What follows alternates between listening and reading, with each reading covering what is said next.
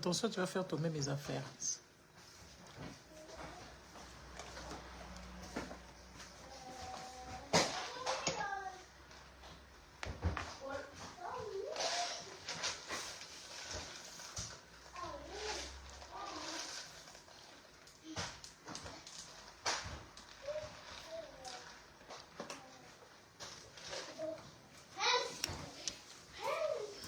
Bonsoir les Congomans.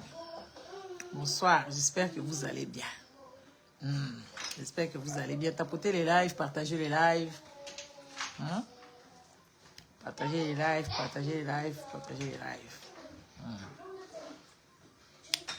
Partagez les lives, partagez les lives, partagez les lives. Tapotez les lives, hein? Bonsoir Papa Richbill. Bonsoir aux mamans Honorine. Bonsoir Thierry Sonsa. Bonsoir à vous tous. C'est là que je vois le nom, je cite.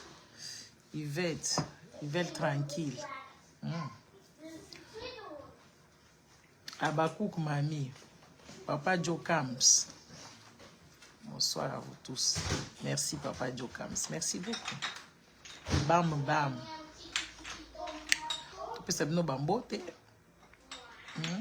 Bon, toi qui es des cas droit au but, je ne suis pas à la maison.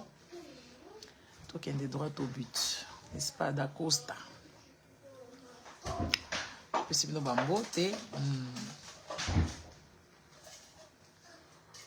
Joyce. Bon week-end à vous tous. Boké à Renaté. Boké à Renaté. Les Congolais, vous voyez bien ma Uyinda.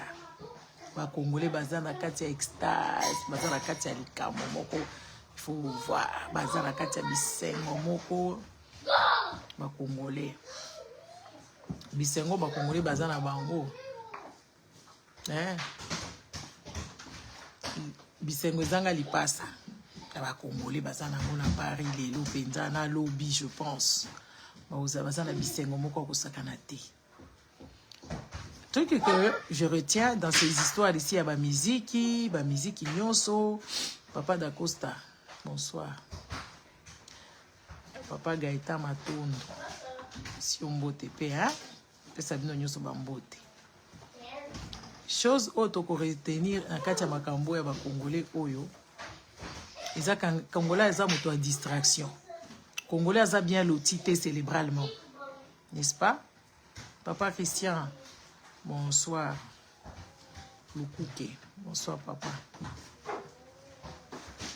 Congolais, et l'autre pour retenir la katia makama ba Congolais, oyo, ba Congolais baza na problème ya mutu. N'est-ce pas? Ba Congolais baza penza na problème ya mutu. Parce que ce que otali ba comportement na bango, otali ba attente na bango, otali ba réflexion na bango, c'est là où tu comprends vraiment que oui, ce peuple est appelé à disparaître. Comme ce peuple est appelé à disparaître, il faut regarder. C'est juste jour Moussoussou, l'avenir nous donnera raison. Parce que comme on est histoire, il y a fable, il y a fontaine, il y a la cigale et la fourmi. Dès lors que comme la bisso dans les années proches ici, et comme la bisso, quand les autres sont en train de planifier, quand les autres sont concentrés à faire des choses, n'est-ce pas? Quand les autres sont en train de réfléchir, les Congolais sont tournés à la bêtise. Les Congolais sont tournés dans des choses qui ne sont pas concrètes. Dans des histoires qui sont vraiment très bizarres. Congolais, à quoi vendre tes places, ya batu ya mayele. Congolais, à quoi vendre tes places, ya batu bazo réfléchir. Congolais, à vendre ane bisika wanate. Congolais, à la katia koganga. Papa aimé, bonsoir. Congolais za la kati ya koganga mabakambo moko ezanga tina. Soki okuti ba Congolais place bavandi, okuta bango ka makambo ebeleza la masolo ezanga tina, c'est ce que les Congolais adorent. Où tu verras quelqu'un, par exemple, un jour, je me suis retrouvé dans un restaurant à Paris. Tovandaki, il n'y a pas trop longtemps d'ailleurs. To se retrouvé kuna, tovandi na restaurant wana. C'était dans un petit restaurant ce qui a ba Congolais. On voulait juste nous faire découvrir quelque chose. Bisopet okei, to komi kuna, tovandi. Tomonika papa moko boya mukolo amati wana zolo ba makasi masolo na ya lingi biso toko tanakati et makambu ya zaki koloba c'était tellement des histoires bidons C'était tellement des histoires de bêtises, en fait, mukolo, azoba makambo izanga tina. Mais sikoyo, olea lobango na mesa na ye. Alingi a monopoliser mungongo nyonso. Ekende batu nyonso ba yoka makambo wana. Soki batu ango bakota makambo wana. Soki makambo ango basala ndenge nini. Donc, tu ne comprends pas. Tu ne comprends pas. Ça, c'est ça, les histoires de Congolais. Les Congolais, ils peuvent pas. Ce qu'on écoute dans Congolais, on va dire peut-être, on peut se retrouver pour bandi ko solo na bango, makambo yebi mutuna makolote, bokoti kaka la makambo na bandi ko solo là. Ça, c'est l'éducation à ba Congolais, basa na esprit à, basa na éducation à discrétion te. Ata ba ye na bango na poto awa. Ata ba vandi na ba voisin. Congolais azo vivre kaka neti balaki saka ye bande konangai. Bomoni ba biloko ezo vivre lelo. Le garçon, faites un peu doucement, hein. Les garçons, faites un peu doucement. Hein? Et vous voyez, ça va Congolais que biso, nyon, sotoza na Congo kuna. Éducation na biso ezalaki malamu te. Éducation ya ba Congolais eza malamu te. Eza éducation ya sensibilisation te. Eza éducation ya conscientisation te. Eza éducation moko ya bizarre en fait. Où les parents n'ont pas vraiment aidé aux enfants d'être cérébrales, de réfléchir, d'apprendre de leurs erreurs, de se révolter, de se poser des questions. Pourquoi tu cours comme ça? Hein? De se révolter quand ça ne va pas. Les parents congolais, ils étaient juste là en train de nous mettre dans des enclos, ceux qui ont eu des parcelles, ou de laisser les enfants comme ça traînailler comme de la poudre. Et c'est ça qu'on ne parvient pas à comprendre que oui, nous avons notre pays. C'est ça, on n'a pas compris que oui, voilà, nous sommes enfouis. Par exemple, nous qui vivons ici. On n'a jamais été gâtés, papa, bam, bam. Jamais. Ce n'est pas été gâtés. Les parents, ils étaient pour eux, c'était des parents irresponsables. Irresponsables par rapport à ce que leurs parents ont vécu. Et eux, comme ils ont fait des études, hein, les parents dont ils ont fait des études, Bazu, Bamisala, Nabango, ils se sont juste contentés de leur salaire. C'est pour ça que vous verrez, les Congolais, ils n'ont pas investi. C'est pour ça que vous allez voir que oui, les Congolais, ils n'ont pas cet esprit entrepreneuriat. Je m'explique très bien. Parce que les Congolais, ils n'observent même pas la nature. Oh, balobakanabino, attends la Bible. Les garçons, donnez-moi quelques minutes, hein. Vous allez jouer. N'est-ce pas? Les parents, c'était des parents qui n'étaient pas entrepreneurs. C'est des parents qui n'ont jamais aidé leurs enfants à bien comprendre le monde, à bien faire, même l'esprit, pardon. Tabou, Makambambongo, c'était tabou. On n'en parle pas. Il y a des enfants qui n'ont jamais reçu argent de poche. Et même quand ils recevaient de l'argent de poche, les parents n'étaient pas derrière pour demander aux enfants, qu'est-ce que vous avez fait de votre argent? C'était des parents qui étaient quand même incompétents. Super incompétents, et ils se sont, quand ils ont eu leur boulot, ils ont vu que non, il fallait qu'ils épousent des femmes, il fallait qu'ils mettent des enfants en dehors du mariage, il fallait qu'ils restent avec leurs amis et tout ça. Par exemple, moi je peux vous donner mon exemple. Moi quand j'étais enfant, dans ma famille où j'ai grandi, j'avais le droit de venir en Europe. J'avais le droit de venir en Europe, mais je ne suis pas venue en vacances. Parce que les parents, ce n'étaient pas des parents qui avaient une avance. Longueur d'avance, Bazalaki Nangote. Mais par contre, le Rwandais, les Rwandais même qui étaient au Congo, même les Rwandais qui sont restés au Rwanda, Bokolo Banaza rwandaise, je m'en fous parce que moi, j'observe. Vous allez voir les Rwandais qui sont restés au Congo là-bas, ils ont investi dans la pierre depuis très longtemps et ils se sont octroyés des bons terrains. Les Rwandais que moi je connais, par exemple, à Lubumbashi, c'est des Rwandais qui ont de biens immobiliers. Il y a un Rwandais qui vient de mourir ici, comment il s'appelait? Rushiguro. Ce monsieur-là, il était même dans le pétrole. Ce monsieur-là, il était même dans le tabac. Ce monsieur-là, il a investi l'argent dans des histoires lucratives. Rugujiro, c'est eux qui ont aidé le Kagame à venir avec l'argent. Parce que vous ne connaissez pas, vous ne voulez pas comprendre. Pour comprendre son ennemi, il faut comprendre comment est-ce que son ennemi mène ses combats. Il faut comprendre déjà l'état psychologique qu'il y a son ennemi. Les Congolais, nous, on n'est pas comme ça. Nos parents, c'était comment on appelle ça? Moi aussi, j'ai joué au golf. Moi, quand j'étais enfant, papa, bam bam, j'ai joué aussi au golf. Et quand tu regardes, si tu allais avec ton père, ce n'était pas aller jouer au golf vraiment.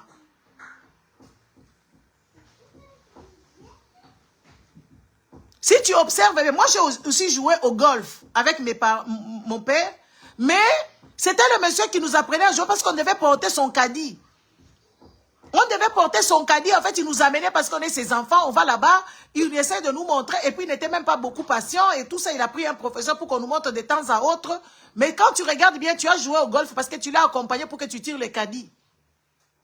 Moi aussi, j'ai joué au golf quand j'étais enfant. Plusieurs week-ends, j'étais allé jouer au golf. Mais quand tu regardes, ce n'était pas de bonnes intentions, et ce n'était pas même pour t'injecter que oui, tu puisses connaître le golf. Que tu puisses aimer ça. C'était juste, il veut soit aller là-bas avec toi pour que tu puisses kokumba kumbelo konaye wana babengango kadi, kokumba nini na sak na ye wana ya golf et tout ça kokende kolokote na ye boulwana. C'était ça. C'était pas but moko ya logique. Parce que de preuve à dire que tu n'as pas continué et il y a personne, il n'y a pas un monsieur qui joue au golf qui est reconnu internationalement. Il n'y en a pas. N'est-ce pas? Il n'y en a pas. Golfeur, moi, Congo, penza réputé, Azate, Metoza, na Babilo, qu'on a golf, et Zalakana Congo depuis Kala. Moi, j'ai joué au golf quand j'étais enfant. Ça, c'est vrai. Papa Bam Bam. Ce n'était pas gâté, soit il voulait montrer que oui, il est là, il fait je ne sais pas quoi et tout ça. Donc, j'expliquais. Les Rwandais qui ont été au Congo, n'est-ce pas? Les Rwandais qui ont été au Congo là-bas, quand vous regardez, c'est des gens qui ont investi. Nos parents étaient distraits. Très distraits. C'est vrai, la règle d'exception existe, mais on est en train de parler de la majorité. Imaginez-vous, il y a des Rwandais qui ont des usines de tabac. Il y a des Rwandais qui ont investi avec les je ne sais pas qui, la nuit des temps là. La nuit des temps. Et grâce à cet argent-là, ils ont financé Kagame. Ils ont financé Kagame avec des entreprises.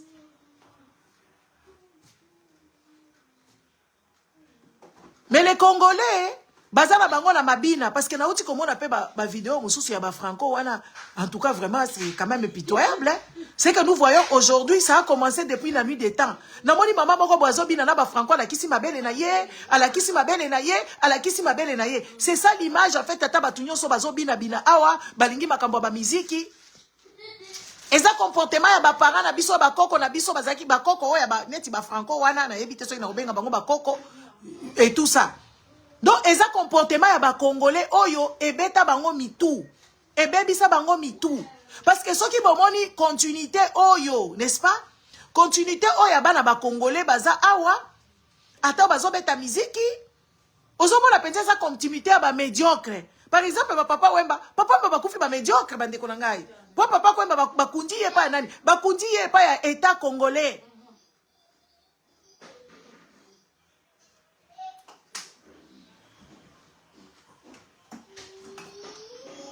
N'est-ce pas? Bakundi ye. Na médiocrité, eza makamboason ya comme on a une star comme ça qui est décédée comme Papa Wemba, c'est l'État qui a bakundi ye. Batunyo so ba star ba kidariste ba uti kokufa mususu, ba Moïse Katumbi mu bakundi ye. Batu bazo ba makambo a combat. Ba combat wana bazo comprendre que na kati ya combat et aussi ils sont dedans. Ils sont dedans. Parce que tous hommes bango modèle bakufa ka médiocrement. Ata MNE bakufi médiocrement. Bakufi médiocrement. Des preuves avec ceux qui mouton kufi na ki médiocrité. Moi pour perpétuer histoire na ye ezate. Parce que ceux qui ba famille wana bazala ki na bambongo, balinga ki bazala ba médiocrité, balinga mbongo na bango, elinga ki arrêtez de vous disputer s'il vous plaît parce que c'est des banalités. Papa Jonah, papa Bambam, arrêtez de vous disputer. C'était une parenthèse. Eza sujet, eza kutu makambo mabete. Eza logique to se commémorer to lobby pe makambo solo. Eza kaka na kati ya sujet. Bonsoir na te, please. N'est-ce pas? Au moins na penza neti ba emene na ba papa ba kufi na médiocrité.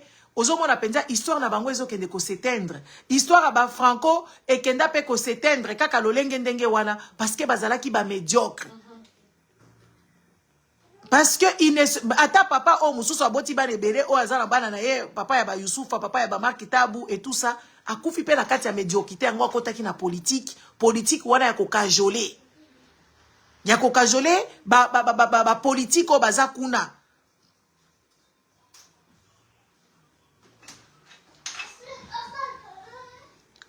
hein. Ata papa Rochero, Taboulé, akufa na médiocre. Maman Bidiabel azo vivre médiocrement. Parce que c'est des femmes otali mungongo, oh maman wana zalaki nango. Olobi non. Maman Oyo Penza. Maman Bidiabel c'était une dame qui devait voyager. Neti Angelique Kidjo. Bazo bengesko na ba movie. Bazo zo mungongo na yeba kende ko interpréter ango. Bazo reconnaître ye en tant que tel. Mais otali Penza médiocrité. Ya ba congolaise na ba congolais omoni penza mama Bidiabel ateli choko otali mama Bidiabel avimbi libumu neti ameli mungwa et pourtant azana ba rebelete azaka na mwana moko donc akoketa ko se prendre en charge té ozo comprendre ça sa maman wana té assez a commis vraiment là presque sur 70 ans mais azokata ba danse ya ba vulgaire parce que loti cerveau bandeko cerveau ozotala cerveau na ye ezalaki bien éduqué te bandeko na ngai ba congolais belé baza kaka na biloko wana tala modèle ba mama batiki bana bakei na bango arena ba futi batike bakei na bango kosala bandeko ba salle wana ezalaka même jeudi ezalaka loti na bato eloko ona ngina loba awa eza nini parce que bango balobi balongi combat bango il faut ba délirer délire na yeba kaisa soki muto azo bela moine folie moko boye passagère tout comme ekotika la persister c'est ce qu'on appelle délirer. Délirer c'est quand quelqu'un qui fait des choses qui ne sont pas légales, qui n'est pas réglo, qui n'est pas na standard ya batu logique. Et même ils savent que makambo bazo sala wana eza ba délire. Une personne qui délire aza na état second. Une personne qui délire aza na kati ya état second, na kati ya état second wana moyen réfléchir neti mutu tel ezate, moyen réfléchir neti mutu normal ezate. Bozo comprendre, siko balobi il faut ba délirer na bango.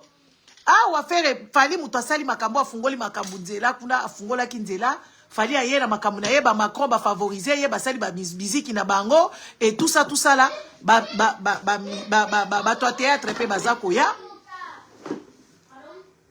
Bato a théâtre pe baza koya na poto, bato a musique ya nzambe baza koya, bato a musique ya nzambe bazo ya pe na concept na bango ya majabu na bandaku na bino, surtout bato basambela kawana, bana na bango bakokende kobeta musique epa ya majabu, donc en fait ba dégâts collatéraux eza ebele, donc na minute oyo munguna ya ba congolais linga ba congolais bazala lucidité.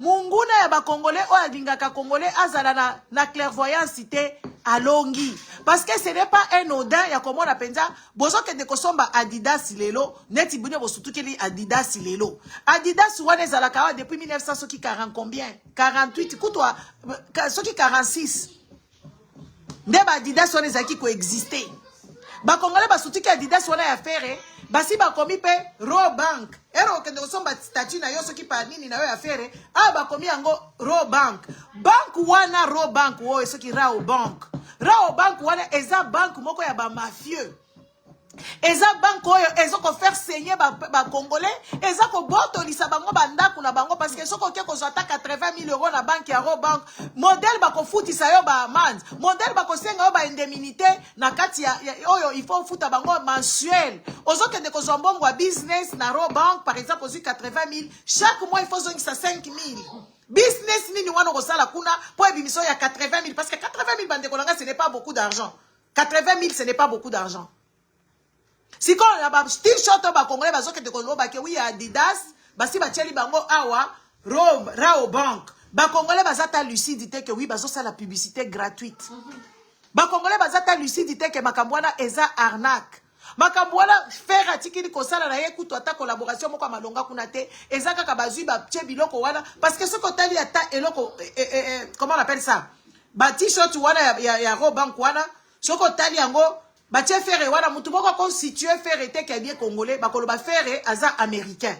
Pourquoi apparence ya faire ezomona na kaza américain. Aza américain parce qu'aza na ba tatouage belé. Donc ça ne rapporte rien aux Congolais, ce n'est pas les Congolais qui est mis en avant. Ce n'est pas les Congolais qui est mis en avant parce que apparence ya faire la kati ya t-shirt na ye wana eza apparence ya ba américain parce que les Américains sont tatoués, ils ont les biceps et tout ça là. Mais les Congolais, ils ne comprennent pas que oui, Congo wana ezo kende ko disparaître parce que on a plus de bourriques que autre chose dans cette nation là.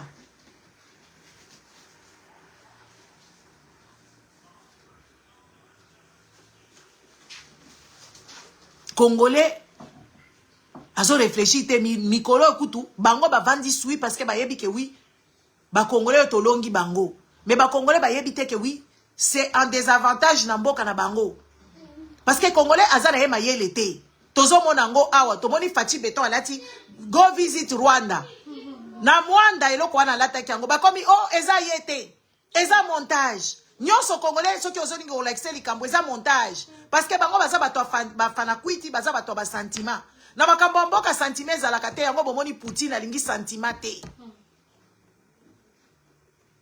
na makambo mboka wana sentiment ezalaka te sentiment ezalaka te parce que makambo mboka eza kosalela mibeko ba Congolais bayebi kolinga mboka na bango te ba Congolais balingi miziki koleka mboka na bango te Congolais lingi kaka mutu moko Congolais baoyebisa ye par exemple je touche les bois c'est l'exemple que je vous donne babo ma faire to ba Rwandais bazwa mboka bakoloba ba Rwandais bazwa mboka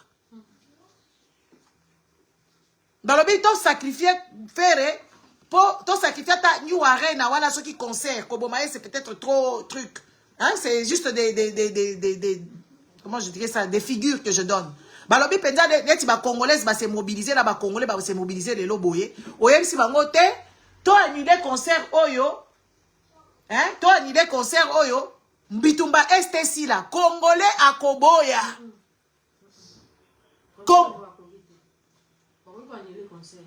Congolais qu'on dit matin ba annuler concert akoloba penza que oui bazwa este wana bitumba wana et oumeli depuis kala et ko salele au côté concert o eza concert ba se préparer depuis des mois et des mois donc et ko simbate Congolais akoloba penza bozwa na bino este biso tokobina bis bozwa este biso tondimi penza este kende biso to bina to kota nyu arena to lata na biso ba t-shirt na biso. C'est comme ça l'état psychique, l'état psychologique ya Congolais ezandenge wana. C'est comme ça la tête de Congolais. La tête de Congolais fonctionne ainsi. La tête des Congolais fonctionne avec je ne sais pas, des piles qui sont finies. La tête des Congolais n'est pas en bon état de réfléchir, de se mettre en évidence, de comprendre que oui, voilà, là où je suis, ce n'est pas bien. Là où c'est comme ça, pourquoi? Parce qu'il faut y continuer à vendre parce que il faut balia. Il y a évité que y ait mon qui a l'ongoué na katia libala wana à cause de l'expérience na yé mon kabandi à ta côté que l'on bien que ça la makambu musu soit l'ongoué kuna. Parce que ceux qui bazo beta o mikolonyo so bako bomayo kongola kondimate oh batu bako kanisa nini ceux qui naza sous marié te batu baba nofinga ngai. C'est ça l'éducation ya ba congolais ba pesa bango et pas ba boti na bango. Congolais zo kota relation o ezo rapporter l'autre côté aza à l'hésiter parce que y aza na ye kaka azo yoka soni ya batu kolongwa makambwana. Les amis, il faut toujours essayer quelque chose hein. Mais quand tu essaies quelque chose, tu vois que ça ne te convient pas.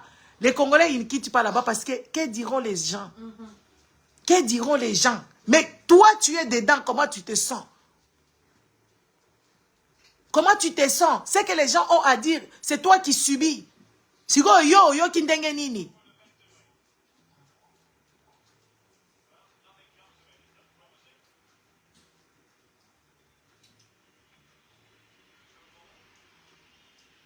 Vous voyez? Dans la minute où tu penza ba inconscient, bazo ebate que oui, ça sera maintenant, tout le monde viendra embrouiller les Congolais. Et puis ce qui est quand même étrange, ces Congolais-là, ils veulent assez que vous tous, vous puissiez réfléchir de la même manière. Bon, on réfléchir neti bango, bon, comme bino yo so bato ba délire. Est-ce que mboke tambola kandenge wana? Mboke tambola kandenge wana que oui, voilà biso so toko ba bato ba délire. Yango na bomoni, gouvernement salimité, ba Congolais bazo tala kaka.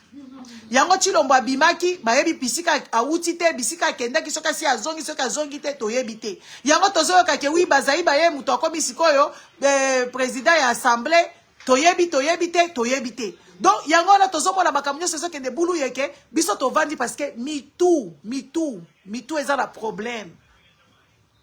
Mitou ya ba congolais eza na problème, il faut ba congolais bala la pongi. Kolali sa bango penza pongi artificiel neti tomoni bambula artificiel ebeti kuna na Dubai.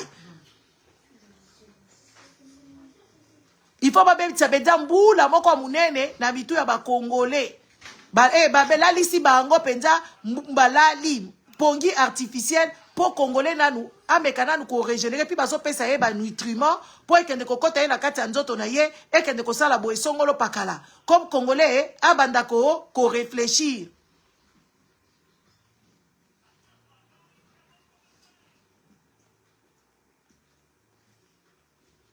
Mais sinon kaka boye ako réfléchir na yete azane muto abisengo congolais soki amoni place biloko akoli ezali place musique ezali congolais azaka auti Congo ole atala quand même ata modèle poto ango batongi modèle atuna ta ba egu na bino ezalaka nini toyokela kango akenda ta kotala ka biloko wana congolais zotuna alingi ala la mwasi et pourtant na poto makambo kolala outi ko ba peso mwasi a makambo ezalaka te ba ko peso mwasi te soki mwasi alali na yo yeba ki alali na yo na volonté na ye. Parce que awa batu mitou na bango basi ba fungola bango mitou. Na ya fungola bango mitou, l'état muta fungola bango mitou que oui, tu ne peux pas faire ça contre ton propre gré. Tout ce que tu feras, ça doit être de toi. Toi, tu réfléchis et tout ça. Congolais ou ta Congo projet na ye, ba pesa ye basi ala la basi ya poto. Donc est-ce que mutu mubimba bako pesa moi si? Vous voyez? Donc tout ça là, c'est pathétique. C'est pathétique de voir des gens qui sont aussi inconscients. Des personnes, kaka batouana, ce qui est quand même grave encore dans ces histoires. Kaka les mêmes personnes, on a baké pa makambo ba fere wana, makambo ba fali, poupa, neka ba wana bazakana ba bostra, pardon.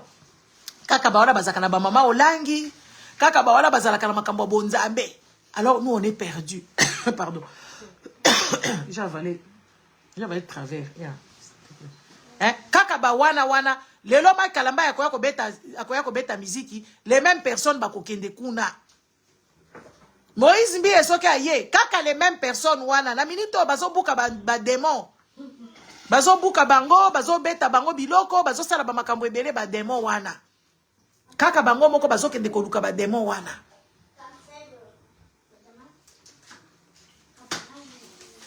Vous voyez? Donc nous avons un sérieux problème. Parce que la minute où il n'y a pas de Congolais millionnaires. Millionnaires net ba millionnaires za ba Angleterre, ba millionnaires za soki ba indo-pakistanais moko boye. Ba millionnaires ya ba Congolais bazati. Mais na yebi sibino ba millionnaires ba Rwandais bazalaka.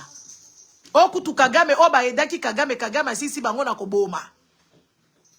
Parce que Kagame leur doit quelque chose. Parce que bango mutu basala ki favorisaki mouvement ya Kagame eyati na Rwanda, bango mutu bazaki kopesa bambongo basomba baminduki parce que ba Congolais ba millionnaire bazali mais bazali o ya miyibi.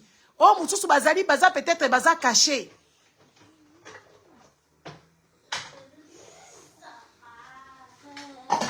Ba millionnaire ya ba chinois bayaki maboko polele, bakomi ba millionnaire na Congo, bakomi ko surveiller Congo, beza na bisika mutusu ba Congolais bakoko mate. Ba chinois mutu bazozwa règne. Des preuves ane ke biso toaka koloba même makambu o peut-être focal bakawana. Mais ba Congolais bakoyoka te bakolinga ba yoka eloko mutu mususu, c'est comme ça la mentalité des Congolais. Et cette mentalité là des Congolais elle pèse sur les gens qui sont conscients.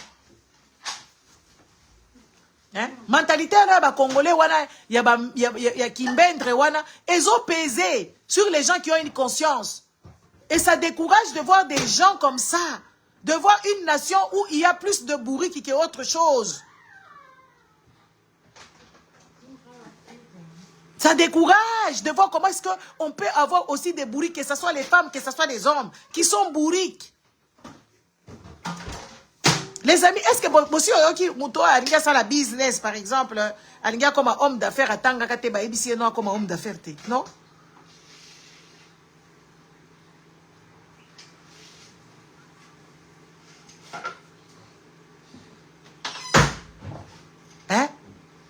na mataki la dernière fois que j'étais au Congo, na mona ki ba chinois ba tondi, to komi na 10 Abeba tomati na avion, na moni kaka ba chinois. Soki tozala ki ba congolais, tozala ki kaka soki 5 congolais.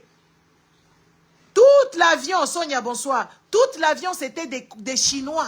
Mais nous, les Congolais, nous sommes pour nous Arena. Nous sommes Adidas. Adidas, wana, ezalaka ya batu. Adidas, wana, kutaza na besoin na bisote. Yango na bisa ki ba Congolais. Bino bozo ganga Adidas, Adidas. Adidas, ça sera collaboration na ba grande marque. Parce que ceux qui ont mikolo na magasin ya Gucci, on kuta Adidas, asi asali collaboration na Gucci. On coûte assez à cette collaboration à Gucci et il met ça dans tous ces magasins de luxe. Eza kuna. Eza teke baluke libino mwa kwa moko boye kote moko boye ke bino bokende ke kuna. Parce que c'est des choses qui sont, c'est des histoires qui sont éphémères et ça n'a aucun sens en fait. Et les Congolais ce sont juste des citrons. Des citrons qui sont pressés. Bazo pressé ba Congolais baza ba citron. On a juste besoin de vous prendre ce que vous possédez. Vous-même vous nous intéressez même pas. Des preuves avec la guerre qui persiste au Congo, des preuves avec les millions de Congolais qui sont morts, les gens qui sont en train de revendiquer que oui, le génocide et tout ça, et il n'y a rien sur le plan international qui se fait parce que les Congolais eux-mêmes, ils n'ont pas cette ignaque-là. Quand on voit tout ça là, les amis, il y a des gens qui étudient les comportements des Congolais, comment encore pousser sur le bouchon? Comment pousser sur le bouchon pour que les Congolais restent aussi attardés? Parce qu'il y a des spécialistes qui étudient le comportemental des Congolais. Alors, alors nous, on doit ouvrir.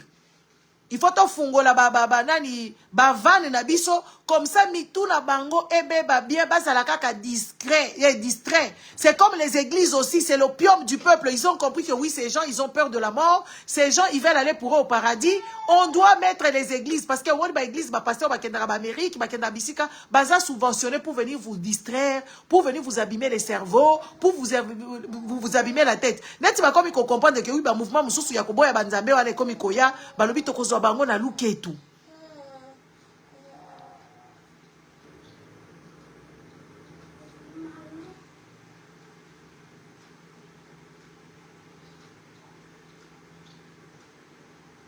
Tokozwa bango na mabina, tokozwa bango na bachoko, tokozwa bango na bakabelo. Donc il y a déjà, même les Chinois commencent à étudier les comportements yaba Congolais. O comment la beauté chinoise, azakuna zoko tia basa ba Congolais ba manzaka ba manzaka, azotia bango ba masala na mamisu, azotia bango ba biloko. On a étudié comment le Congolais est faible, faiblesse na bango ba ke ba Congoli ba van.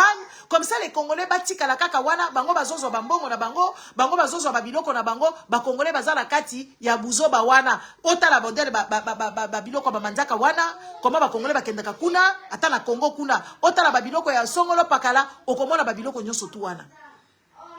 En fait, ils sont en train d'étudier comment abrutir encore plus en plus. Comment abrutir Congolais du début à la fin. Comme ça, tant que vous dormez, tant que vous n'êtes pas conscient, la minute on a besoin de la conscience, et ils sont en train de se servir. Ils sont en train de se servir et de devenir riches. Ils sont en train d'appeler même les petits amis. Yo tikali na Chine kuna yaka kote boye. Yaka kote boye tokosala boye. Ba koya ba pesi ba konzina biso ba mbongo, ba pot de vin, ba pesi bango ba kanyaka et tout ça là, les Chinois, ils sont en train de prendre possession jusqu'au jour où le Congo va s'évaporer et il kali kaka Congo ya munoko to komineti bato bateka ba mapango na bango ke pala swana. Ezalaka lopango na biso. Toteka ngo déjà comme koleka na musika omoni bango ba matisi ba immeuble o comme koloba biso tozaka nde mayele te, il fallait pas toteka, c'est déjà trop tard. Hey guys, do you get it? Do you get it? Évitez ce que vous comprenez mais entre-temps gouvernement exact entre-temps to biso bato diaspora tozala ka ba victime ya ba congolais ya ba famille na biso totinda ka ba 10 totinda ka ba 20 na poto aso kotinda mutu ata 100 200 ça veut dire olongoli yango na mbongo na yo mbongo oyo basi ba calculer yo qui n'est même pas suffisant pour vivre na ba famille na yo na bana na yo na ba koko na yo yo zo ka charge ya mama na bino ozo ka charge.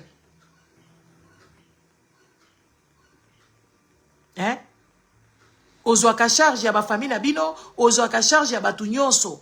N'est-ce pas? Ozoyeba même pas que Wimbongo wana soko tiango na corde d'épargne na yo et komemela yo 1 franc et komemela yo 2 francs yo tinda kaka mikono so depuis oza na poto 10 ans otinda ka chaque mois 150 150 150 150 aussi on comptabiliser ba biloko nyonso tout wana. C'est parce que le pays ne va pas bien. Parce que si on commence ata bato autosolo ba autopesa bato este autopesa oui bato este ba bomoni na ba condition bazo vivre soko tindi sa na yo e kokota kaka na libumu ape ba ke kosumba e kosi sa problème ya mboka te mais soki toza ebele toza conscient neti ba mususu bazala ka wana ba maître reti bazo koma ba lettre bazo koma ba memo bazo sala combat moko qui est remarquable eza na bato mususu neti maître reti amuli azoka téléphone te soki batuni ye combat na ye azoka téléphone te mais c'est un monsieur qui est intellectuel, c'est un monsieur qui connaît des choses, c'est un monsieur qui a fait un mémo moko kitoko oyo kutu union européenne azoko kako fungola yango te parce que ba question ezakuna ba makamnyo ezakuna soki otangi yango yo moko ata soki yo yiba kananda kwa batu oko se sentir coupable.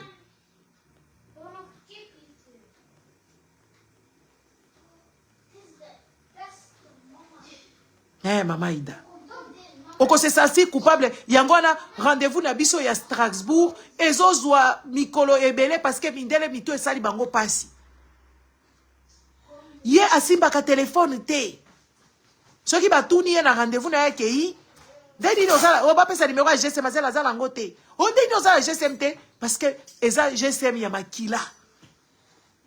Nous on crie aujourd'hui ici et que les gens nous manquent du respect, c'est à cause du Congo. Sinon, par où est-ce que vous allez commencer à me manquer du respect?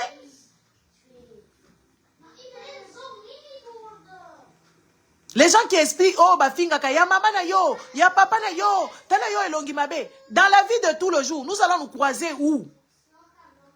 C'est l'opportunité parce que tous les makambo Congo, c'est là où vous venez vous rentrer partout, vous insulter tout ce qui est caché en dessous de nos jupes et tout ça. Parce que dans la vie de tous les jours, on ne va pas se croiser. Nous n'allons pas nous voir. Parce que j'ai une autre façon de réfléchir. Donc, pour le Congo, on a accepté que vous nous manquiez du respect. On a accepté pour vous que vous puissiez insulter les gens qui nous ont engendrés. C'est à cause du Congo. Si ce n'était pas à cause du Congo, vous n'alliez pas me connaître.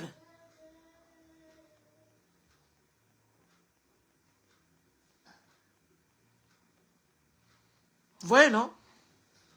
Et tout ce qu'on dit ici, ça se voit. Tout ce qu'on dit ici, on vit dans ça. On voit l'incompétence notoire de nos dirigeants. On voit l'incompétence de qui encore des fonctionnaires. On voit les incompétences, on voit des injustices. À part l'incompétence, on voit les injustices. Comment est-ce que les députés sont payés? Comment est-ce que les professeurs sont payés? On voit l'amertume des militaires. On voit toutes ces choses-là. Mais ce peuple est indigne. Ce Congo-là ne mérite pas les Congolais qui vivent dedans. Parce que eux, ils préfèrent des Moukwantombolo, ils préfèrent les Ferregola, ils préfèrent les Fali Poupa, les Warriors, les Gaulois. Ils préfèrent des choses qui n'ont pas de sens. Mais pas le Congo. Parce que les amis, bambongo totinda kayaba 1 franc, 2 francs, na uti koyeb sabino ba Rwandais bazali, ya millionnaire bazali. Moko uti kokufa awa soki il y a pas longtemps ici. Azali ko financer Kagame, azala kati ya société ya tabac, azala ba société ya ba pétrole, azala ba société ebele abandaka déjà kala, biso misu bleu. Kongola tozo longola e pai na misu fungola misu tala liboso place ozo kenda ko fungola e ta ko lingo yo banini. Ngakutuna leki yo yebingai otali mutongo biso na kisasa yo na ko otali mutongo zo biso yo yebinga lobi oh mutongo ko yebisanga ngana yebiye.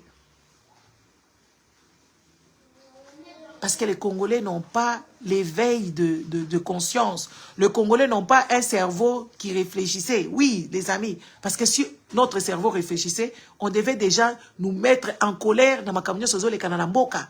oyo mboka oyo ba élection ici est trichame bato bazalaki na ba machine à voter na bandaku tozo yeba te pourquoi est-ce que batiela ki biso kabuya en tant que formateur loi ya mboka ezokende ko beba nyonso mutu moko azo respecter mboka wana azali te mais biso tozala biso tozo mona ngo normal bato kutu bazo vivre na Congo kuna bazo mona ngo normal bazala na mwinda te bazala na mai te balukele bango kutu ata ba solution o eza précaire ba solution moko qui est dangereux ya ba forage ba yibi ba mbongo ya ba forage ba yibi ba mbongo ya lolenge na lolenge congolais avandi na ye kaka wana azotala na ye aza ko observer na moni video moko boye ba kulu na ba ke ko beta ba militaire na niveau moko ba telemisi tra na bango ne utaka ba yoka ba kulu na te ba tukaka soki ba kulu na yebite soki zaki banani ba ozotala mboka moko e community batu nyoso baza bato maboma soki oya babandi ko bunda na ba policier soki babandi ko bunda na ba roulage soki moni place policier ameli basanga soki moni ba action wana zo leka na yebite comment est-ce que ces choses là ne vous rangent pas les cœurs na yebi même pas makambwana comment ils ont choqué binoté. Moi je me pose la question. Il y a comment la penza très etelemi batu babimi kuna babandi ko bunda na ba homme ba militaire. À quel moment dans quel pays où toi tu te bats avec des policiers? Oh ba gilet jaune ba bunda na batu wana les amis na ndenge wana te. Wana za la manifestation batu ba ye penza la décision pour tel ou tel but. Oh réforme ya nani, réforme ya ba pension ba ye penza ko bunda parce que bazo bundele loko. Kaka boye ba citoyen moko boye mboka, ba telemi ba bandi ko beta na ba soldat ba bandi ko bunda bitumba moko tu ne comprends pas des sauvages et des militaires sauvages et le peuple sauvage. Na moni mususu vidéo mususu batindeli ngai. Bazo beta mwasi et pas ceux qui 5 policiers. Hein?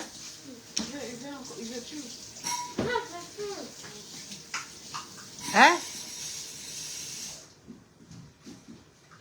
Bazo ba policier bazui moi si moko boye vulnérable ole ba maîtriser ba kangaye soki ba sala eloko nini ba bandi ko bete ba coup de tête na moni mususu ba citoyen moko boye bazui ba citoyen mususu congolais ba kabati ba longoli bango bilamba na kati ya batu wana papa moko soki ya 70 ans soki ya âge na zaki na kati ba lalisi na mabele ba bandi ko chikote papa wana bengi lola.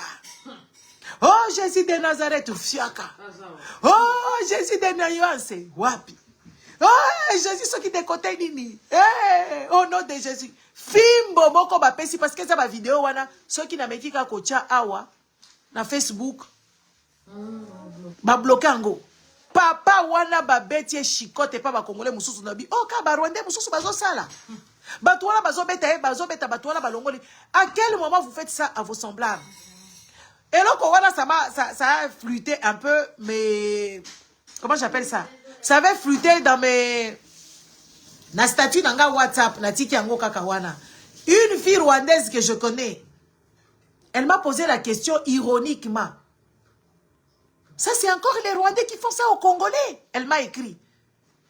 Naoki Sonabi, non, ce n'est pas les Rwandais qui font ça, c'est les Congolais entre eux qui se font ça. Elle me dit, j'ai mal au cœur quand même. Imaginez-vous. Je ne pouvais pas mentir. Je ne pouvais pas dire que c'est des Rwandais qui font ça. C'est des Congolais qui font ça aux autres Congolais. Bazui ba tout moko boso ki basala ki makamuni je ne sais pas.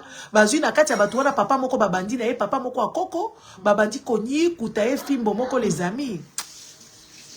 Otali ata mutu ango, ata mutu abomi mutu. Boko sala ndenge wana te. Botali justice oyo express.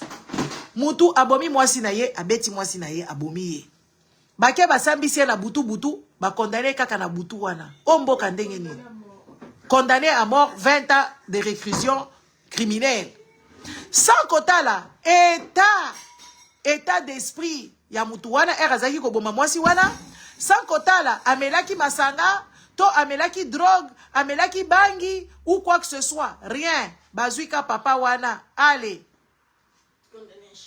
condamné à mort.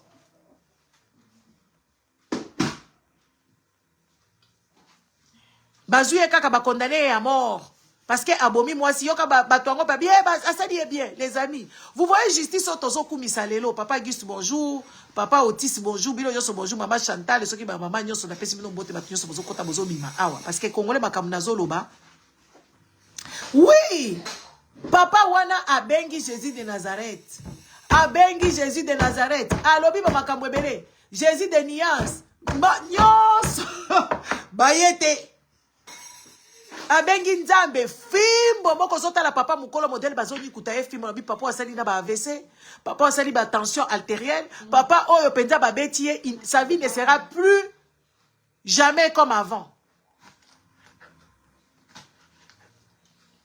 Ba Congolais bo sepeli papa wana o abomi mwasi na yo ya ancien ministre analphabète wana bo sepeli mais boye ba ke justice o ezo salema et ko salema na ba famille na biso justice o express o ya sans kotala état d'esprit o mutazaki nango azalaki ya komela masanga azalaki ya kolangwa ezalaki crime passionnel balobi te que soki eza crime passionnel ba kokanga mutu wana te non tout ça dans une justice des gens normaux. Tous ces faits-là, ba étudia kayango, ba lambela kango biloko ba vandi penza ba bandi ko étudier ba avocat. Avocat mususu ba bomi ekuna na Congo. Akendaki komela masanga kuti mwasi moko boye ba medi masanga.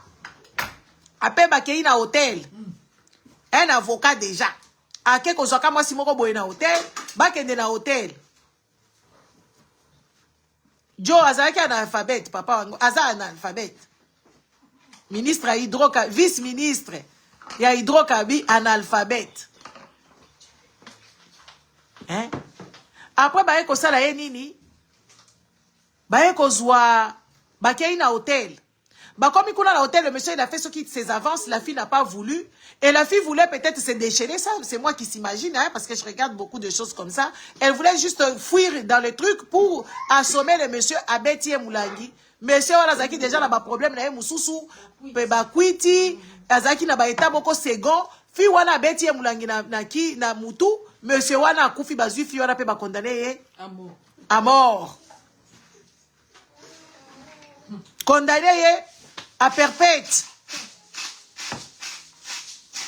sans kotala monsieur wana alingaki asala ye nini ezalaki masolo nini bango basololaki po fi wana abeta eti na mutu neti mutu wana zakaka ba avocat na ba magistrat o ba mouton noir bango nyonso ba ye wana tala balati ba mizabi na bango ya injustice ba bandi déjà ko condamner fi wana sans kotala ndenge nini fi wana ko beta mulangi soki ba yokanaki soki betewa monsieur wana peut-être alingaki a violer ye de abeti mulangi parce que pour se déchaîner ezalaki peut-être na cadre légitime défense non neti ba avocat wana bazakaka ba avocat camarade na bango avocat kwei allez bazui fi wana pe ba condamné ye réclusion à perpétuité ba tie na boloko oh justice oh ezo sale mabongo batu soki mutu akufi na Congo akoma ka mutu malamu soki mutu akufi na Congo si akufi neta koloba te bakotala kutu même pas mutu azali kosala makambo nini de son vivant mutu akoma ki wana ndenge nini pourquoi ba beti ye pourquoi ba bomi ye bakotala makambo nyonso tu wana te c'est ça la justice que vous voulez laisser à vos enfants.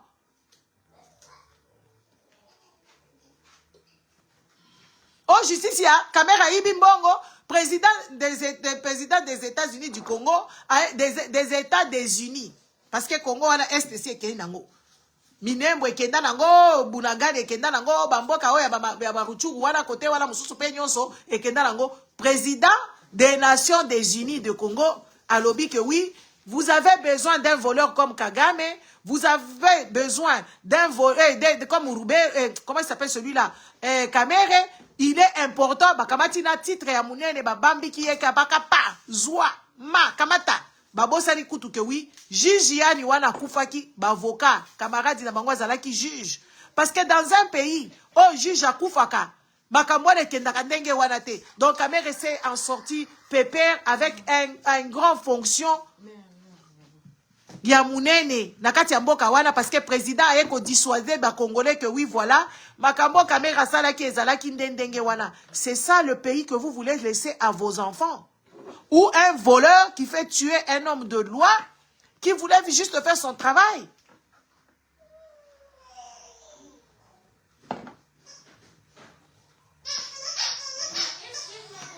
Posons-nous des vraies questions. Regardons-nous en face. Soyons quand même sérieux. Mboka oyo. Batu bazo tanga. Bazana ba diplôme na bango la kati ya bandaku. Neti bayeba ni na mutute. Il faut kaka népotisme emata parce que tout ya baluba pe kosilaka un jour tôt ou tard. Tout ya baluba kosilaka peut-être ceux qui bayaka baye bakozwa pe bana na bango bayaka risma bayaka pe batanga kana bango ba classe. Siko bana o baye bani na mutute. Bana oyo baza na famille ya mutute o bango mo bino moko bobenga ngo famille ezanga griffe. Baza na ba diplôme na kati ya bandako bakosala kan. Bako accompli ba besoin na bango kan. Bako bana bana kan e basi na bango kan bako bota ka bana mikolo nini. Népotisme ozobeta mana Congo kuna. Quand est-ce que vos petits-enfants auront une conscience avec des parents aussi malhonnêtes, avec des parents aussi fêtards, avec des parents aussi irrespectueux, avec des parents... Parce que de toute façon, ce qu'on inflige à nos enfants,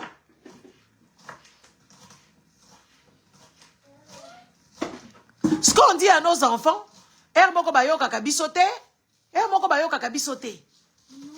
mais si on a oyo, bazo mona biso tozo sala kaka makambo ezanga tina. Omona kaka batu moko F bazai bazalaki ministre awa uti ministre moko qui n'a pas travaillé. Ministre ya environnement o batu bakufa na Kasai kuna parce que baliaki bambisi moko boya polluer, maya Kasai baluka ki komi makila komi rouge et bomi bambisi bakenda ko zoka prélèvement toye bakate makamplace sukaki batoyebi ke oui biloko wana ba déverser ki ngo eutaki na côté Angola. Ye une maman aussi qui a tout fait, biso to yebite, qui a tout fait quoi, qui a fait tout, ya Mutakala, ya Magoda, to yebite, a échoué en tant que ministre, hein, a échoué en tant que député, a comme sikoyo, chef ya Sénat, a kokoma soki chef ya Sénat. Comment vous expliquez ce genre d'imbécilité? Pourquoi c'est toujours les mêmes personnes qui doivent aller? Ah, biso to yaka la Belgique, to yebaka ba Guy Verhofstadt, to yebaka ba Van Rompuy, to yebaka ba Carole de Gucht, batanga ka bango lisusu te bazalakate. Ce qui va basali, des preuves années ba François Hollande, ba se reconvertir. Ba comme ça na makambo mususu. Ba Sarkozy, ba se reconvertir mais baza la kati ya masolo oyo parce que ba kopesa bango gâteau na bango bien musala basala ki ba futa ki bango à leur juste valeur. Yango bomoni bango ba keti na ba ko célébrer ba 30 ans ya bato ba bomisa bango kuna na génocide ya Rwanda. Ba Tony Blair, ba Clinton. Eza kaka Trump muto yeba ki loi malamu ye muto zolinga zonga na pouvoir na ye. À quel moment les Congolais vont réfléchir? À quel moment les Congolais vont laisser une justice juste à leurs enfants? À quel moment les Congolais vont laisser même 3 repas à manger pour leurs enfants? À quel moment les Congolais vont instruire leurs enfants dans la dignité, les éduquer dans la quiétude? À quel moment? À quel moment, quand tu regardes les Congolais, pour discuter avec un Congolais, c'est difficile. C'est pour ça que moi, je dis ce que je pense. Akoya kaka ya mama na yo, ya mama na yo, ya mama na yo na ebite. Oh yo za koko, siko ba koko famille na bino pourquoi boma bango te ni bango nyoso kamati obomi bango neti ba koko bazo déranger yo neti ba biso. Hein? Pourquoi zika ba koko na bino nyoso wana bozaka na bango na ba famille na bino okati bango mitu parce que koza la koko ekoma mafinga.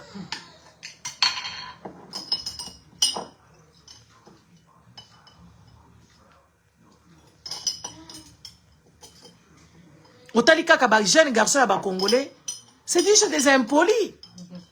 Les jeunes Congolais ya ba 30 ans, ya ba 40 ans, ba papa mikolo na ba papa ya ba 50 ans ba impolis.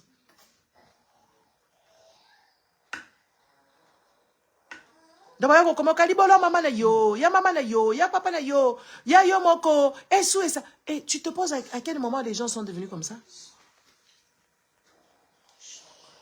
À quel moment les gens applaudissent sans se poser des questions? Et ça, tu te dis, mais ça, c'est pas marrant. Et puis, tu te dis, mais non, ça, ce n'est pas marrant du tout. C'est ironie, c'est de la bêtise. Cette personne est incompétente. À quel moment un président comme Chilombono, on a commencé à applaudir un monsieur qui est incompétent notoire?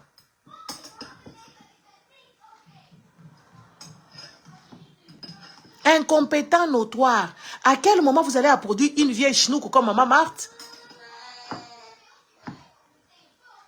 qui a rêvé toute sa vie de devenir première dame, qui est devenue ce qui reine-mère, où il faut tout le monde aille consulter et qu'elle maintenant a commis le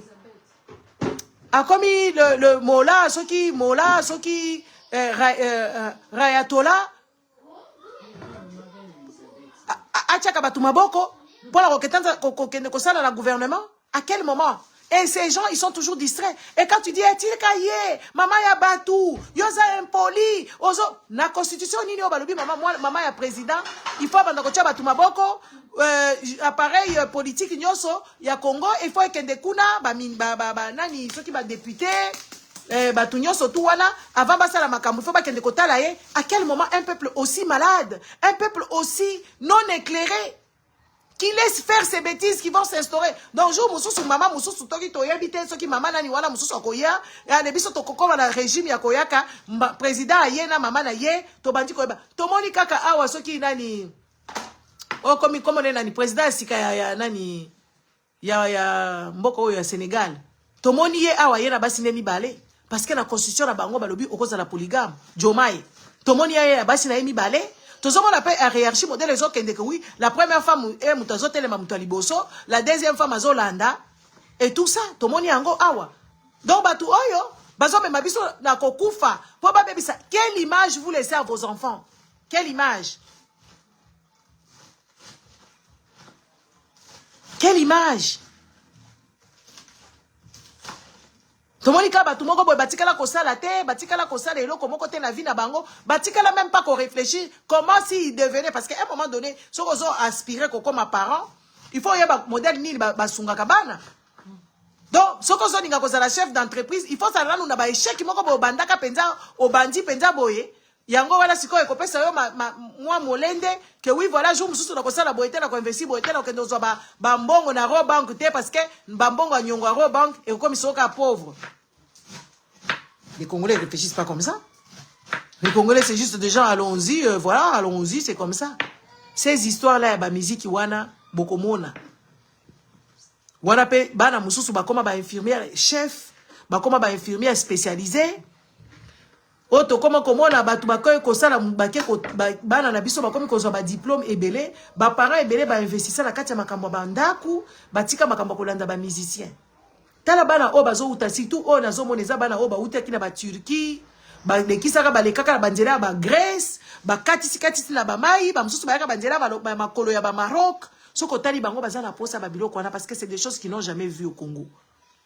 Eh bah na poto bakuti l'autre côté parce que c'est des gens qui ne peuvent pas aller vers d'autres cultures. Yo kasi na bapoto a otika la okende cinéma te, oyela bapoto otika okende ba concert na ba mindele te, otika la même pas okende ta la fête ya commune, otika la okende même pas la fête ya quartier. Donc yo ozozela kaka faire aya okende na concert na ye olali wana bomemi ba mukamundele ya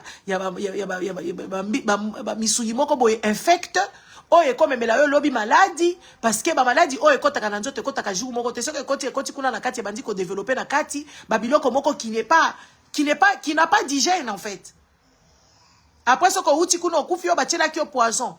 Les manger que tu auras mangé là-bas nde wana empoisonné yo. Parce que hôtel modèle ba bois ki ba sani yango biloko wana na kati ba biloko ba plastique.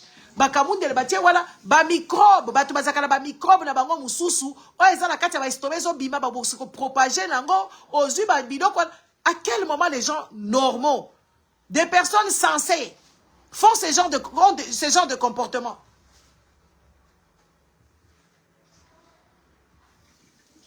Et quand tu regardes ces gens, tu te dis mais gars vraiment ce qui n'ont pas existé.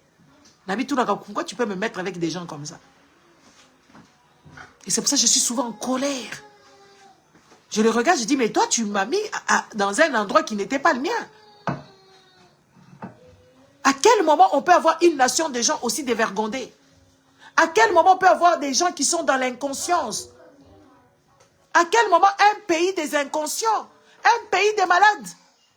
Un pays qui ne voit pas les dangers de leur pays. Donc, Lumumba, voilà la tala kapenda, Lumumba, voilà bien, Lumumba, ouais, papa, Lumumba, ce kazalaki. Lelo alingaka za la koko alingaka vanda na yeso ka kufa ki peut-être soka kota ki makamba ba politique oyo te peut-être ba ngai ba boma modèle ba bomela ki ete ya kutala pe ata papa na ngai modèle akenda ko kota makambo ba IDPS oyo ba kenda ko chai ba diembi kae peut-être soka kota ki ba buzoba wala ba congolais te peut-être ngai ko kufa te. Il y a peu de personnes qui sont conscients dans ce pays. Il y a peu de Congolais qui veulent même réfléchir les histoires du pays. Il y en a peu.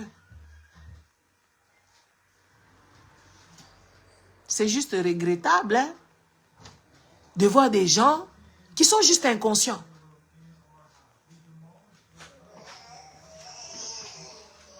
De voir des gens qui ne réfléchissent pas.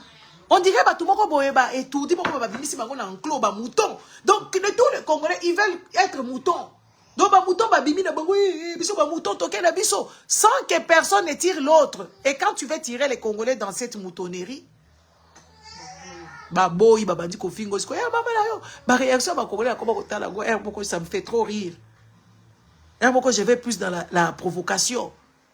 Pour autant la réaction à Congolais, comment est-ce qu'il peut réagir? Ma finga ya ko finga yo, qualification ya ko pesa yo, et des fois c'est rigolo, hein. Et tu te regardes, tu te dis, mais ces gens sont pathétiques. Tu dis vraiment, ces gens sont pathétiques. Et c'est vrai. Bon, les amis, la Tikibino, amusez-vous bien. Ciao, ciao. Au revoir. Merci, bonne soirée, hein. C'est catastrophique. Bonne soirée à vous tous. Allez vous amuser. Demain encore, il faut aller chez Ferré. Et puis demander encore qu'ils reviennent tout le temps. Parce que la Congo, kuna. Na ba fali ba ya lisusu kosala lisusu ba musique na bango. Hein? Ba fali ba ya lisusu. Spectacle malonga ezalaka te. Amusement ya malonga ezalaka te. Bo benga bango ba ya mikolo nyonso. Bo kende kolamusa na ba o bakufa. Na ba ona no bakufi te. Bango nyonso ba ya kobeta kaka musique na poto. Bozalaka na mboka na bino munene. Munene makasi étendu munene bozala ba avion te. Bozala ba stade te. Bakabati basi ba tongeli bango. Ebi ke na Congo basi ba tongeli bango arena. En face il y a stade de Martyrs. Tala stade de Martyrs modèle eza salité. Oui, ezanga parking. Et c'est sûr ekokoya la bango na mitu. Na mitu. Encore on est ainsi architecture ainsi. Ekokoya la bango na mitu.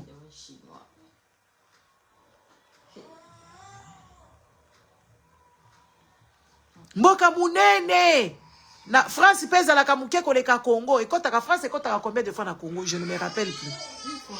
Ce qui 8 fois France. Si quand ba Congolais, on est ba bunda mboka la bango kende bien basala bango basali ya ba spectacle, ba kende kotambola Kisangani bakei. Bake Ruchuru kuna soki na wapi bakei. Bake soki wapi bakei. Bake bisika nyonso bazoko tambola na mboka na bango po ba kende kosala ba concert na bango neti ba Tanzanien. Parce qu'il n'y a pas un Congolais millionnaire dans la musique. Et tout c'est du blabla. C'est du n'importe quoi. C'est du blabla. C'est juste des enfants inconscients qui n'ont pas été éduqués. Il y a des gens qui font de la musique, mais ils ne chantent jamais. Et ça, bateau basala la musique, il y a maraté. Neti docteur, comment il s'appelle ce monsieur? Un Américain, là, comment il s'appelle? Kombongo et Kimingai.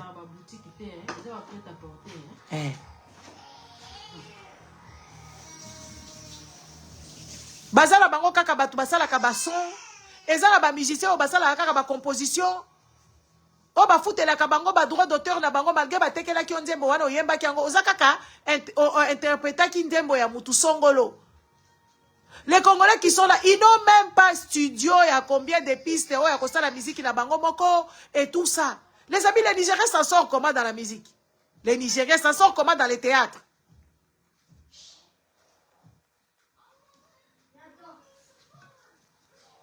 Hein? Ils s'en sortent comment dans la musique? C'est parce que ils ont mis des manèges, oh, ils ont protégé ma œuvre na bango, oh, ma droit d'auteur na bango, ils ont foutu ma. Avant, ma fille m'a Nigérien, il faut que tu aies l'abonnement. Ma fille m'a Nigérien, théâtre ma Nigérien, gratuitement. Basi ba instaurer système moko boye soko lingi kotala nini na bango il faut osala na abonnement donc abonnement les oko ya chaque mois et kokota kota na banini bazui bambui bambongo na bango bakabolani. À quel moment les Congolais vont réfléchir autrement? À quel moment les Congolais ici les musiciens ata ba fali pour parler beaucoup misaka biso awa ata soki banani à quel moment bakokoma batu oyo bazo sala makambo ya batu normaux? Nous sommes dans le monde où il y a capitalisme. Ces histoires, il y a conseil, c'est des petites choses. C'est des petites choses d'été. Et tout le monde a un festival. Et il y a un festival. Mais la musique, à la fin, il y a autre chose. Il y a un qui a un didité. Oh, comme il n'y a pas pif dédi. Parce que c'est un entrepreneur. Un entrepreneur qui a son entreprise, il y a Babilamba, Babilamba, na ya salaka, azala ba masanga na ya tekaka, azapela ba kamuna soit disant ba kamusu soit salaka na cc. Tu ne peux pas vivre seulement de ça parce que si tu as un nom, tu vas valoriser ce nom-là. Tu vas les valoriser comment ton nom? Tu vas les valoriser en diversifiant les business. Quand il y a l'argent qui rentre ici, aux umbongo wana, au parfum, toutes ces choses-là. Puis Didi azana marque munene et vanda kape kuna na kati ya ba grande bako yeku aucun na Macy's okuta ezaka Sam Jones ce qui attends c'est quoi son truc Sean quelque chose je ne sais pas je me rappelle plus de marque ya Didi wana zala kanango et ba makambo se sont comme la bango kuna c'est parce que ces gens là pèsent beaucoup de millions.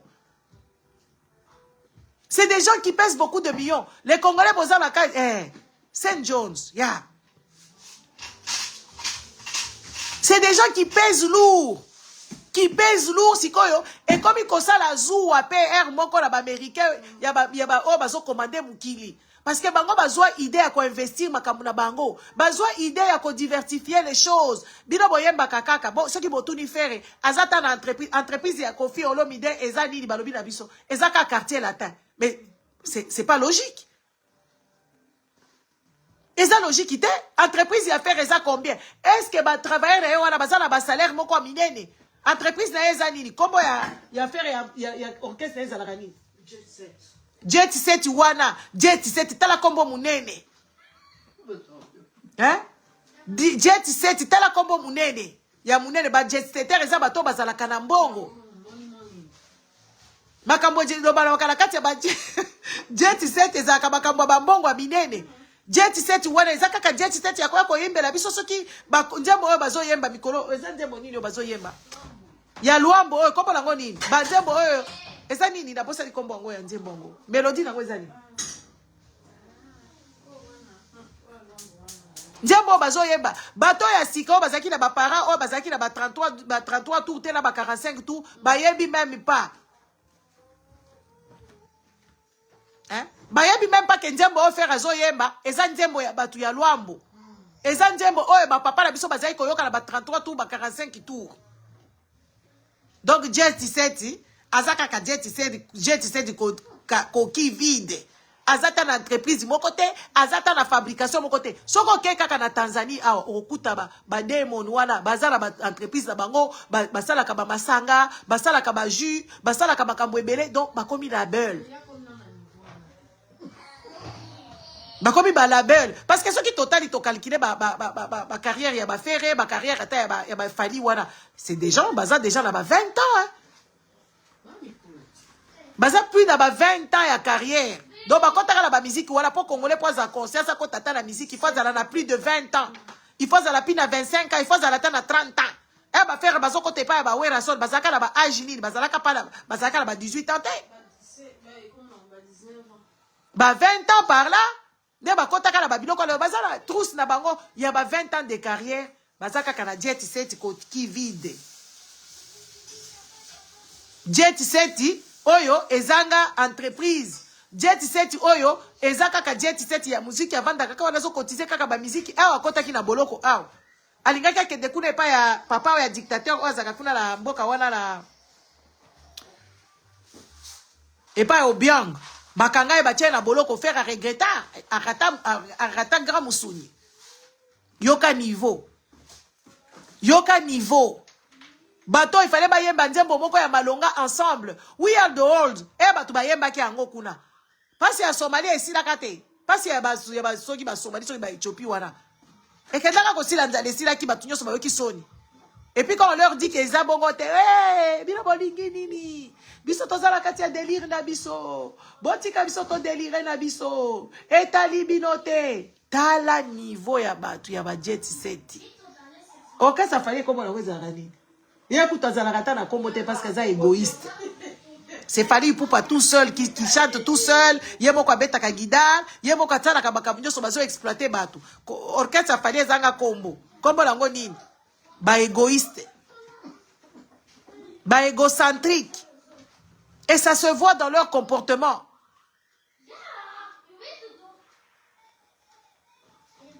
Judith Caramel. Boni Judith. Judith, c'est respecté. F victime, yoka penza ba victime ba wa yemba kana bango, yoka ba combo F victime. Judith Caramela. Yo ozoya la page dango zo finga ngai, mais oza mutoli boma. Est-ce que yo mitala o mitali penza yoko finga ngai penza Judith o vandi penza Judith Caramela. Attention, nature en garde. Va jouer avec tes amis idiotes, ne viens pas ici parce que je ne t'appelle jamais. OK? Voilà, c'est de ça qu'il s'agit. Donc les amis, yoka combo F victime. Ba victime na ye eza ba musicien wana. Tu vois? Mboka moko ya ba bololé bazo landa président moko boye aza mayele te, président moko boye aza na carrière ceux qui na ki présidence na ye nyonso, n'est-ce pas? Na ki présidence na ye nyonso atikala ko salelo kwa malonga te. Abunga kana ya ke ina ye na Bahamas. Abungi na ye akoti na hôpital. Balingi koloba te. Nde bato wana bozo ko défendre. En tout cas wana penza ta bofuti ngambongo na ko linga te.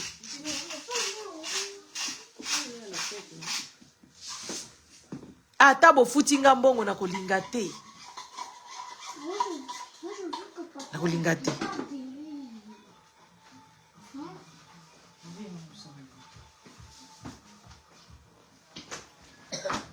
Donc, ezamboka ya batu oyo bazala ba problème na mitu. Ozota la mwasi moko boy, nga na lobi makamu na ngai. O vandelingo bandi ko finga nga, bandi ko finga nga. Qu'est-ce que tu obtiens? Parce que nga mutu yo pe fungola ka bo oyebi bino boyebi te. Neti soki nga nazolo ba contre Chilombo. Eza ba nazo pesa bino ba topo. Oke ofungoli ka live na yo, o bandi ko kumisa Chilombo. Ponga na ko kumisa yete. Nako kumisa yete parce que oza na langui la te, oza na fili d'idée te, oza na analyse moko te okopesa wana, yango boyaka awo bandeko, allez défendre Chilombo, ouvrez vos pages, vous êtes nombreux. Bo kendika ko fungola ba page bo bandika ko musa mu kwantombolo que tu es beau, maman Marthe que tu es belle, maman Marthe que tu es bien et tout ça. Mais laissez les gens réfléchir. Vous voulez qu'on puisse réfléchir tous comme ça pour qu'on voit bunga kaka dans des ans, ce qui dans peu là, pour qu'on voit c'est bungi nango. Congo c'est comme des ordres bisika nyoso ba rebelle ba uti côté bo ba bimi ba koti ba rebelle ba kuti côté bo e ba mususu bazo kende kuna bato a IDPS so bazo longwa IDPS bazo kota na kati ya makambo ananga wana bazo kende na bango ko défendre ba congolais te bazo kende ko défendre nani téléphone bazo kende ko défendre na bango makambo ba rwandais bazo yebisa biso ba nyamurenge ba moni pasi na Congo bazo bato nyoso bazo longwa IDPS moi je me pose la question est-ce que bato wana baza normal?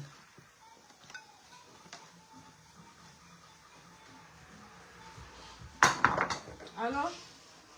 C'est grave, hein? Oui, bon. Et c'est très grave, et c'est gravissime. Bango bazoko ta rébellion pour défendre ma cause ya ba M23. Pourquoi aller alors dans la rébellion? Pourquoi vous savez qu'à rébellion a bino moko qui est homogène pour défendre le pays sans être attaché avec ces gens-là? Moi je me pose des questions, je suis juste dépaysé, je suis dépassé. Hein? Je suis juste dépassé de voir des gens qui n'aiment pas leur pays. Donc, ok, ko sangana kaka na bato oyo baza contre Congo, bo banda kolobela bango. Ata sur le plan international, bato bazota la ba congolais balobi non. Et ça na ba mindele mususu batele maka ala ba parlement européen, batele mi na ba sénat ya bango bazo défendre des causes à ba congolais, mais les Congolais découragent tout le monde. Les Congolais découragent tout le monde à cause de leurs bêtises. Vous savez très bien que le Congo est occupé. Tout le monde ba mususu ba ken ambassade. Voilà nyala bosana. Ba ken ambassade ya Congo kuna, ba ken pas ministre, ba ken kozongisa drapeau comme si combat est silaka. Ba français ba sala combat ba gilet jaune, ba syndicat, ba tunyo sotu wana. O combat est sili tozaka ka na infiltration. Infiltration na occupation, ce n'est pas la même chose. Pour mutu akende ko occuper yo, il faut na infiltrer yo. Infiltration c'est de ceux qui s'abattent na occupation. Pour ba koti ba nganzami kuna ba yebi ba comportement na bino, ba yebi ba caractère na bino, yango ba sale bino infiltration. Et bongo infiltration wala e ko suka na occupation li susute. Occupation mo esili ndenge nini? Esili ka Joseph Kabila mutu ko sala occupation yemoko. Joseph Kabila bimi occupation pe esili. Eh, Herboko Kazo et Nathalie Bakongole lobi, non, il faut que je me détache de ces choses ici. Parce que ce n'est pas normal de voir des gens, des adultes qui sont bêtes. Neti ba adulte on a ba kuna so disa ba combattant, oto ya mutu kingani ya kufa, ba rosi chumanga bazalaki awate. Rosi chumanga na kapangala na yanike, na papa o mususa kenda ko kufa na Congo kuna. Bazalaki na potote. Mais bazalaki ko sala combat sur place. Maki mukeba ya zape combattant. Azana boloko. Combien de gens se sont retrouvés na baboloko wana parce que na ba mususu ba kufa kuna. Ebele ba kufa ba combattant. Biso to yebi bango te papa monseigneur oyo Tshisekedi aboma noko na ye aboma ba Jackie Lunga bango nyoso bazaki ba combattant. C'est sûr ba yebi saka Tshisekedi ba lobi makambo eza boete. Biso to ko kende bongo te bakamati ba leki bango. Il y a des combattants qui sont sur place. Bango ce qu'on va kende ko remettre drapeau yango ya banani. Bon amatsa bango. Ça va. À tout à l'heure. Hein? Omoni ba papa inconscient, ba papa mikolo, bango wana kuchu ba kei na ambassade et pas ya bato likolo ya mbongo congolais ba kopesa mbongo wana ko sala na ngoni na poto wa mundela futa kabana na yo obongate. Na poto ba pesa ko salaire na yo na ba pékile de vacances, okenda ka pe vacances angote. Na poto awa ba pesa yo salaire na yo à temps, en heure obongaka te. Nde mbongo a corruption ro ko bonga nango.